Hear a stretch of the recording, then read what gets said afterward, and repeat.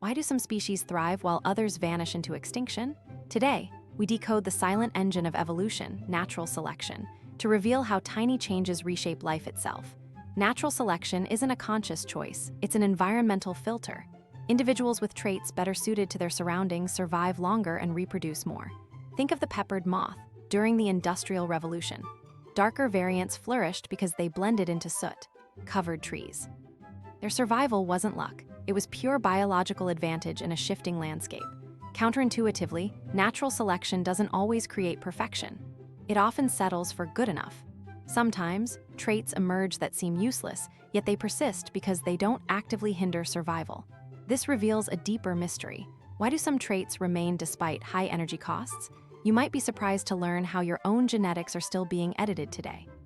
Ultimately, evolution is a slow, relentless process of survival, not a master plan. Nature doesn't aim for excellence. It favors those who pass the test of time. If you enjoyed this dive into biology, hit subscribe and comment one animal trait that fascinates you.